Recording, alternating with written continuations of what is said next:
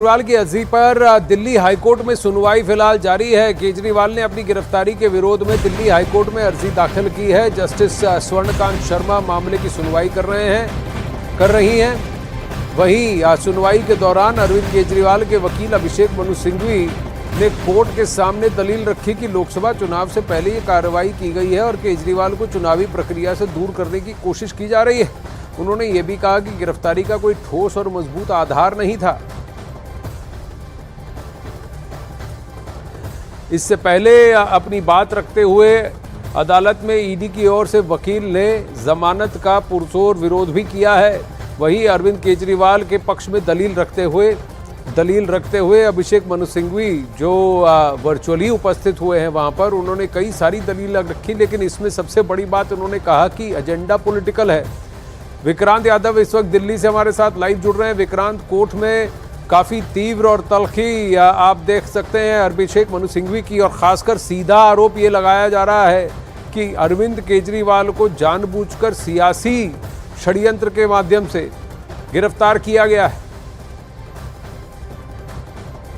देखिए आनंद, अगर हम अभिषेक मनु सिंघवी की दलीलों पर ध्यान दें तो उन्होंने पूरा अपना शुरुआत ही इसी चीज़ से की। उन्होंने कहा मैं 6-7 चीज़ें क्लियर करना चाहता हूं, जिसमें सबसे पहले उन्होंने कहा कि किसी भी डेमोक्रेसी में फ्री एंड फेयर इलेक्शन होना बेहद ज़रूरी है, लेकिन इस मामले में मॉडल कोड ऑफ कंडक्ट लगने के बाद गिरफ्तारी कर ली गई। 6 महीने पहले एक नोटिस या एक सम्मन जारी हुआ था, 6-9 सम्मन इस बीच में जारी हुए, लेकिन कभी भी ईडी के हर सम्मन पर जवाब दिया गया। लेकिन ईडी ने यह नहीं बताया कि आखिर क्या पूछताछ करना चाहती है, कैसे पूछताछ करेंगे। अगर ईडी चाहती तो घर पर आकर पूछताछ कर सकती थी, किसी ने उन्हें कभी रोका नहीं था। तो उन्होंने कहा कि, और कई ऐसे गवाहों के बयान पर सवाल उठाया कि गवाह शुरुआत में लगातार बयान उनके खिलाफ किसी ने नहीं दिया, लेकिन जैसे ही उन्हें गिरफ्तार किया गया, उन पर दबाव बढ़ा तो उन्हें जमानत मिल गई उसके बाद, जैसे ही उन्होंने केजरीवाल का नाम लिया। इसके अलावा उन्होंने कहा कि एक आदमी को तो उम्मीदवार भी चुनाव में बना दिया गया।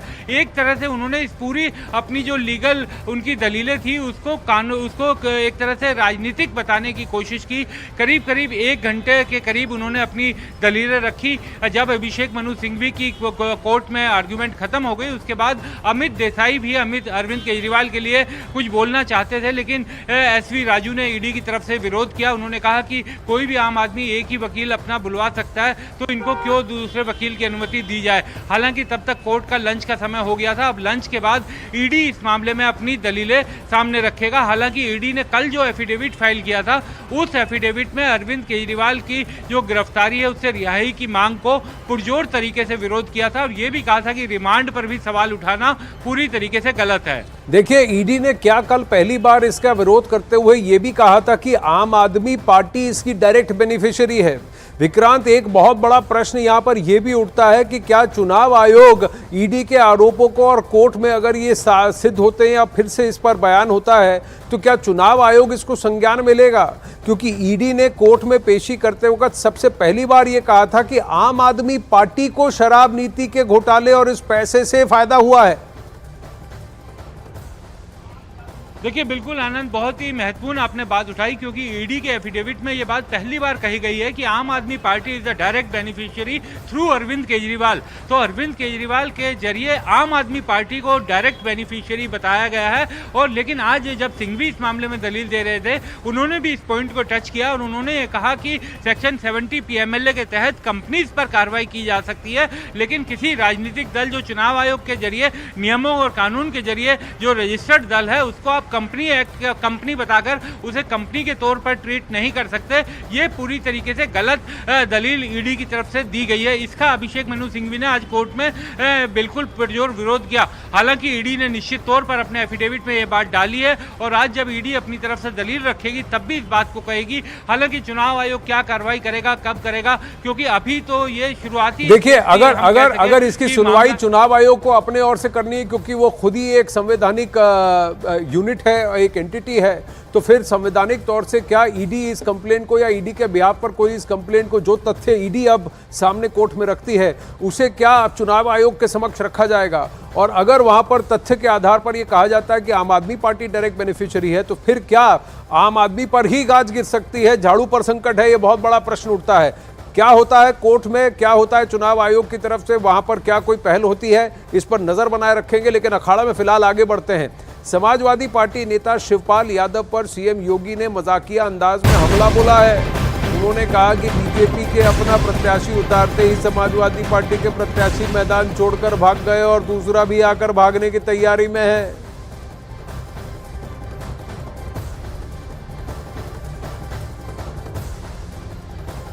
और जैसे दिग्विजय सिंह साके का नाम आप बदायूं से आया तो पता लगा कि मुझे समाजवादी पार्टी के लोगों ने मैदान छोड़कर के भागना प्रारंभ कर दिया। एक प्रत्याशी आए और भाग गए, अब दूसरे भी आकर के भागने की तैयारी में थे। जी हाँ, यूपी के लोकसभा चुनाव को लेकर सियासी हलचल बढ़ गई है। समाजवादी पार्टी टिकट बंटवारे में उलझी हुई है। समाजवादी पार्टी में एक नया बवंडर बदायूं सीट पर आ चुका है। बदायूं लोकसभा सीट से समाजवादी पार्टी ने शिवपाल यादव को टिकट दिया था, लेकिन शिवपाल यादव ने बेटे आदित्य को टिकट देने की मांग कर खुद की दावेदारी को ठुकरा दिया। ऐसे में अब अखिलेश की टेंशन बढ़ गई है।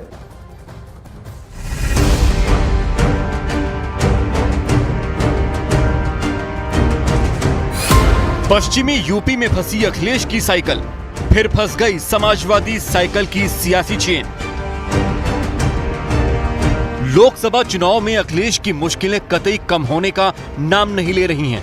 पश्चिमी उत्तर प्रदेश में पहले मुरादाबाद, फिर रामपुर और फिर मेरठ में प्रत्याशियों को लेकर अखिलेश की टेंशन अभी कम भी नहीं हुई थी कि तमाम गुणा गणित के बाद अखिलेश को आखिरी मौके पर उम्मीदवार बदलने पड़े।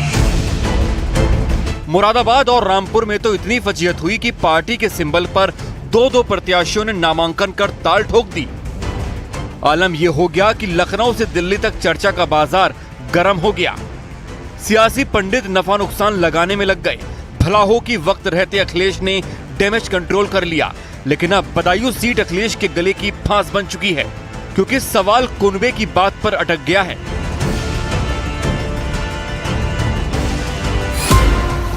चाचा की गुगली में फंसा भतीजा, शिवपाल यादव ने दी अखिलेश को टेंशन। अखिलेश यादव ने बड़ा भरोसा जताया था चाचा शिवपाल पर। भाई धर्मेंद्र यादव का टिकट काटकर चाचा को यूपी के बदायूं से टिकट दिया था।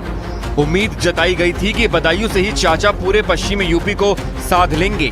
चाचा शिवपाल साइकिल का हैंडल खुद पकड़ लेंगे तो पूरे यूपी में साइकिल को नई रफ्तार मिलेगी। लेकिन चुनावी चौसर में चाचा ने ऐसी चाल चली कि भतीजे अखिलेश फंस कर रह गए। सारी उम्मीदें धरी रह गईं। दिल के अरमान चंद सेकंड में चकनाचूर हो गए। जब टिकट मिलने के बाद शिवपाल यादव बदायूं लोकसभा सीट के बबराला पहुंचे और वहां चुनावी मंच से चाचा शिवपाल ने ऐलान बदायूं की सीट छोड़ने का कर दिया। साथ ही बेटे आदित्य यादव को प्रत्याशी बनाने का प्रस्ताव रख दिया।